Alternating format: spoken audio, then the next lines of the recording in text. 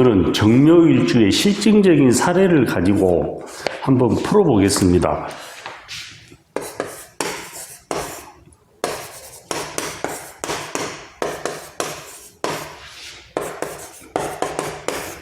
여명이죠. 보는 순간 안 보이는 오행이 있죠. 수가 안 보이죠. 이게 육친으로 뭐죠? 관성이죠. 안 보이죠. 그렇다면 만약 이 사람이 선생님 제가 공무원을 준비하는데 합격하겠습니까? 물어본다면 어떤 대답이 먼저 나오겠어요? 관이 안 보이기 때문에 일반적으로 불가능합니다 이렇게 얘기도 할 수 있겠죠. 거기에다가 원국에서 지금 충을 하고 있죠. 이쪽에서도 충을 하네요. 편재가 편인을 때리고 있죠. 많이 불리한 여건이죠. 그런데 천만다행인 게 대운이 어디로 갑니까? 여명이니까 순행하죠. 경, 술, 신해, 임자로 가죠. 8대운이네요. 신의 대운 때 어떻게 됩니까? 원국과 해묘로 합을 하죠. 정관과 편인이 끈끈하게 끌어당기죠. 이 사람의 대운이 환경적인 변수인데 삶에 견인을 해서 유리한 조건으로 변해지죠. 실질적으로 경인연에 합격의 통지서를 받게 됩니다. 그래서 우리가 사주명리학을 하신 분들이 활인업이라 하죠.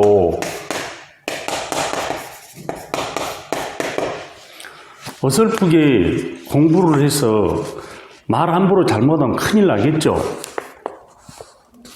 또 우리가 심리적인 면도 굉장히 중요하잖아요. 그거를 플라시보 효과라고 하죠. 긍정적인 시너그널을 심어줘야 되겠죠. 그런데 반대가 노시보죠. 안 된다 했을 때 실질적으로 이 사람이 의욕이 꺾여서 공무원에 도전하겠어요? 안 하지. 천만다행으로 대운과 원구 그 다음에 심리적인 면이 어울려서 합격의 통지서를 받습니다. 그런데 올해 이분이 경자년을 만났을 때 어떤 일들이 일어나겠어요? 정제와 뭐죠? 편간의 조합이죠. 하늘과 땅에서 이렇게 오죠. 또 정제가 관을 생해주는 구조죠. 가을과 겨울의 조합이 또 되고요. 이 안에 임계가 있죠.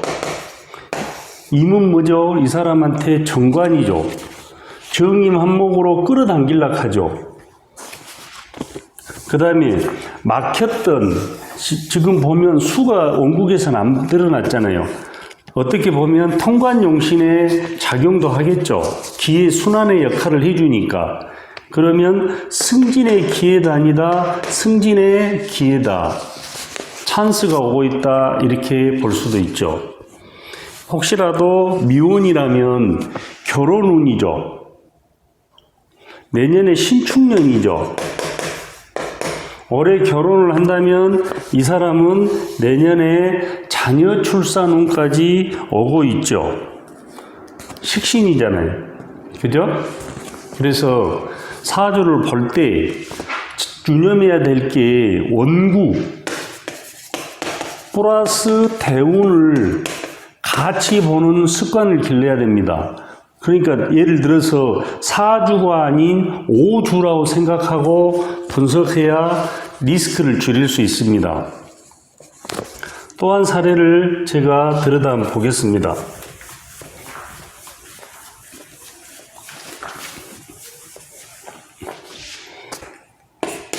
병인, 신축,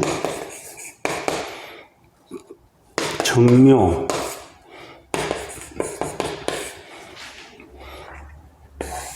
정인과 편인이죠. 어릴 때 엄마의 혜택 속에 공부할 수 있는 여건이 조성되어 있죠. 좋은 조건이죠. 그런데 학문을 바탕으로 식신이죠. 전달이죠. 표현력이죠. 그런데 어떻게 되어 있어요?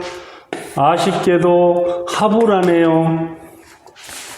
겁재가 편재를 묶여버리네요. 여기에 더해서 지장간에 어떻게 되죠? 무, 병, 갑이 있고요. 개신기 있죠. 이렇게 합을 하네요. 그 말은 다시 말해서 뭐예요? 관이 또 묶여있죠. 편관이. 상관한테 묶여버리죠. 병신합수로 또 이렇게 하네요. 재성이 겁재한테 또 묶이죠. 이거는 뭐죠? 식신이 정인과 합을 해서 학문을 가지고 뭔가를 전달하려고 하죠. 그런데 이 사람이 지금 가장 육신적으로 약한 부분이 뭡니까? 관성이죠. 이 사람은 어떻게 되겠어요? 혹시라도 고등학생이라면 선생님이 제가 사범대를 가면 좋겠습니까? 교대를 가면 좋겠습니까? 물어본다면 어떤 선택을 할 수 있도록 유도를 해줘야 됩니까? 사범대를 들어가기는 유리하나 임용이 되는데 어려움이 오겠죠. 그런데 교대는 기본적으로 학문이 발달됐죠. 두뇌 회전도 빠르죠. 영리에서 또 학문을 바탕으로 전달하는 거기 때문에 교대를 가야 임용될 확률이 높겠죠. 그래서 실질적으로 이 사람도 초등학교 교사로 임용이 되기 때문에 관성이 없어서 당신은 어렵다 이렇게 얘기를 하면 안 됩니다. 사주 전체를 보고 대운과의 조화를 전체를 들여다봐야 됩니다. 만약에 이 사람이 경자년 올해 만난다면 어떤 일들이 일어날 것 같습니까? 이분도 자와 축이 합을 하죠. 필요해서 합을 하죠.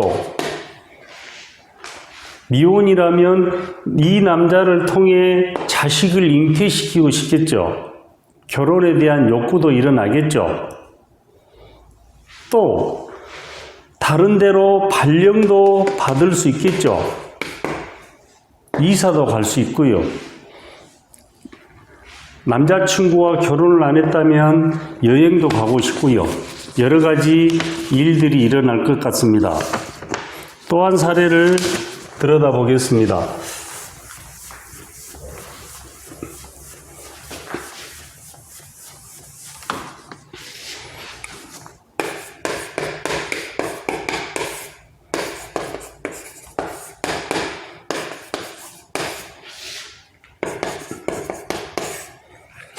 여명인데 이 사람의 가장 문제가 뭡니까? 여명이라면 남편 덕을 봐야 되겠죠. 남편.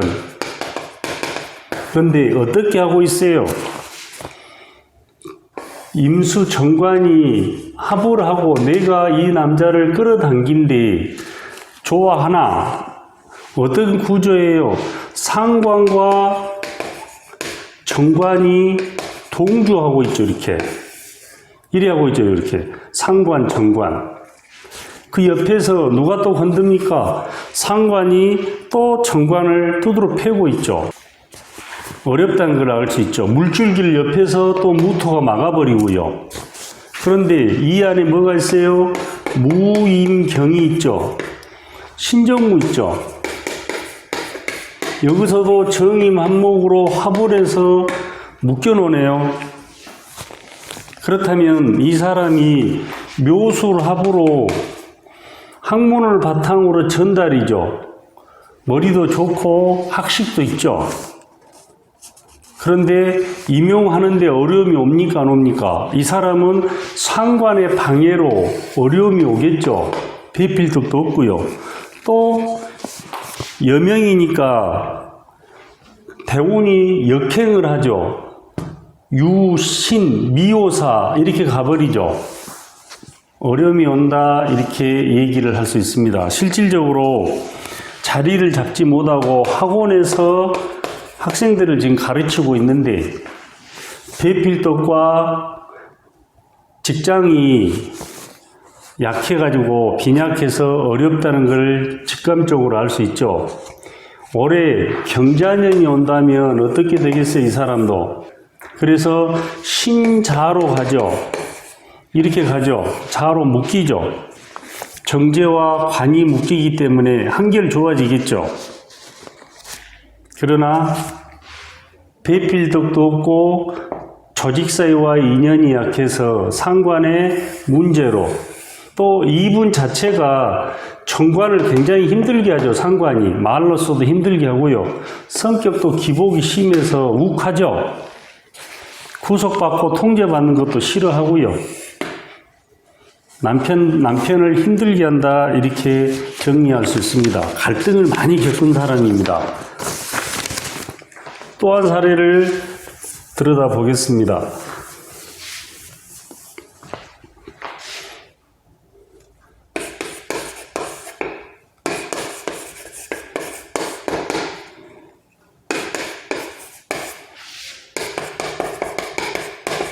남명이네요. 이분도 지금 묘술 합을 하죠. 보는 순간 뭐예요? 전문 기술성의 학문이죠. 편인과 상관의 조합이죠. 또 굉장히 강하죠. 이렇게도 받쳐주고 있고요. 남한테 지기도 싫어하는 성향을 드러내죠. 머리 회전도 빠르고. 그런데 아쉽게도 이분도 뭐가 안 보입니까? 안 보이죠. 관이 안 보이죠. 근데 대운에서 열기를 시켜줘야 되겠죠.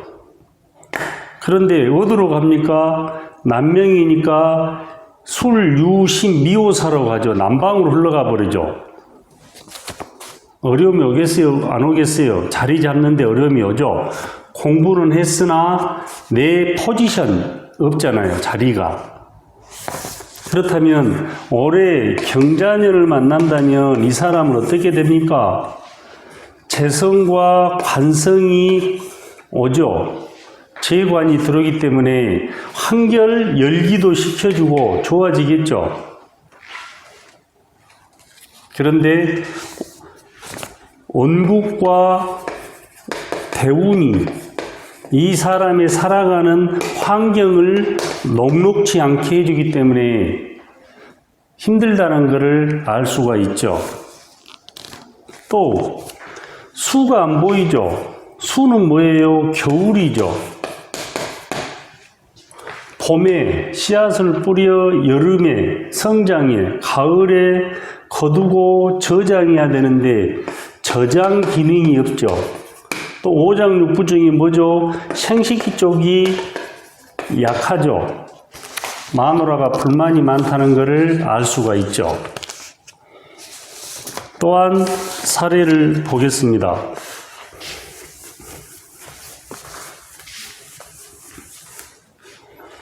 계축, 신유,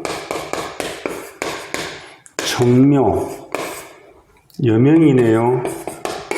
보는 순간 어떻습니까? 정화일간이 하늘과 땅이 재성이죠. 편재를 안고 있어 돈 욕심이 많죠. 거기에다 어떻게 됐습니까? 유축으로 합을 하고 있죠. 장악 능력이 떨어집니까? 안 떨어집니까? 매우 떨어지죠. 안 되겠죠, 내 돈이. 이 사람은 만약에 결혼을 한다면 일찍 있겠어요? 늦게 있겠어요? 관이 일찍 있죠. 뭐하고 같이 있어요? 식신하고 같이 있죠. 그러니까 편관과 플러스 식신이 동주를 하고 있죠. 거기에 더해서 축토죠.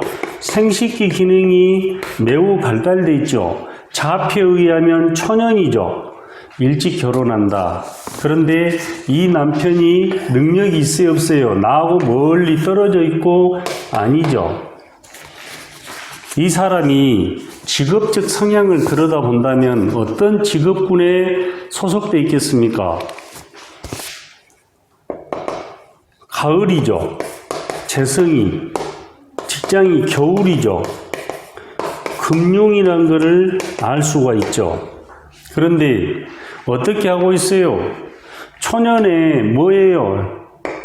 재성과 관하고 식신이죠. 공부를 많이 했겠어요, 안 했겠어요? 공부보다는 돈에 대한 욕심이 많았죠. 늦게 공부를 하겠죠. 그렇다면 보험 쪽이란 것을 알 수 있죠. 그런데 어떻게 하고 있어요? 힘을 가진 금기운이 묘목을 그대로 충으로 두드러 패고 있죠.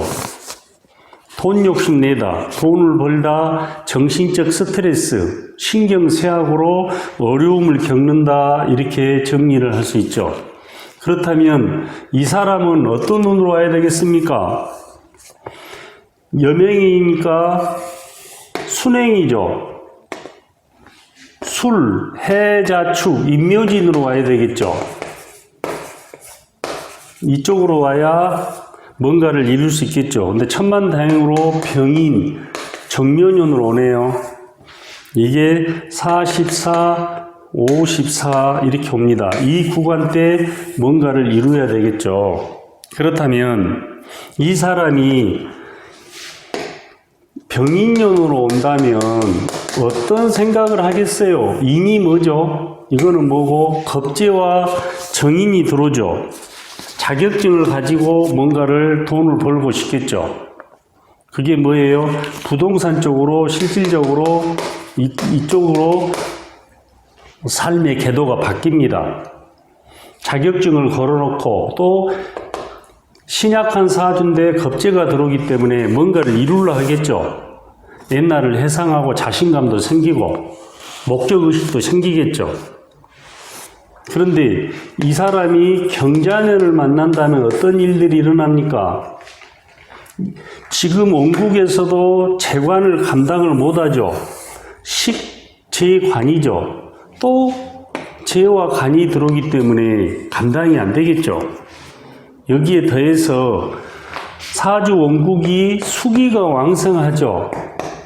또 강한 수기가 오기 때문에 이 글자가 뭐죠? 신경계통이죠. 스트레스, 돈 욕심 내다. 예를 들어서 지금 부동산업에 하고 있는데 다른 데로 옮길 수도 있고요. 여러 가지 문제가 온다 이렇게 정리를 할 수 있죠. 여기에 더해서 이 사람이 경자를 만나면 자수가 뭐죠? 편관이죠. 임계가 있죠. 이성적 만남도 이루어진다 이렇게 정리가 됩니다. 또 성격도 고쳐야 되겠죠. 정화의 영향으로 성격의 기복도 심하죠. 욱하고요. 마인드 컨트롤을 잘해야 된다 이렇게 볼 수 있습니다. 또 한 사례를 보겠습니다.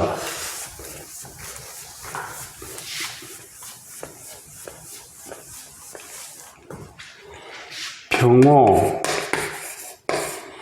갑오, 정묘, 남명이네요. 이 사람은 보는 순간 뭐예요? 너무 뜨겁죠? 모든 게 열기, 불덩이죠. 한성기를 하겠죠. 여기에 더해서 뭐가 안 보입니까? 재성과 관성이 드러나 있지 않죠. 안 보이죠. 돈과 직장, 남명이니까 마누라, 부인과 자식과도 인연이 약하다. 성격적인 문제가 여러 가지 오겠죠. 그렇다면 이 사람이 살아가려면 어떤 형태의 삶을 살아야 됩니까? 평생 사업은 아니다. 투기도 아니다. 직장에 들어가려는데 직장에도 조금 어려움이 오죠. 그런데 이분이 뭐를 끌어당깁니까? 도충으로 자수를 끌어오죠. 자수가 뭐죠? 관성이죠. 그렇다면 원국에서는 관이 없는데 도충으로 대용해서 조직사회와 인연을 맺는다, 이렇게 정의를 할 수 있습니다. 천만다행으로 편인이 있죠. 정인도 있고요. 자수를 끌어와서 대용으로 쓴다면 그나마 다행이죠. 그런데 성격도 많이 고쳐야 된다는 걸 알 수 있죠. 또 한 사례를 보겠습니다. 건강적인 측면으로 이 사주를 보면 금방 이해가 갈 겁니다. 병자, 신축,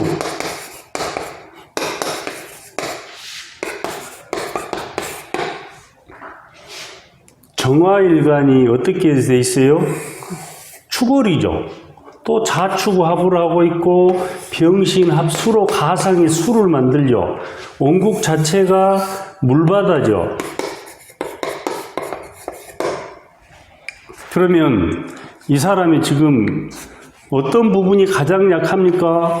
드러나 있는 오행 중에서는 묘목이라는 글자죠. 이게 신경계통이죠. 올해 경자년을 왔죠.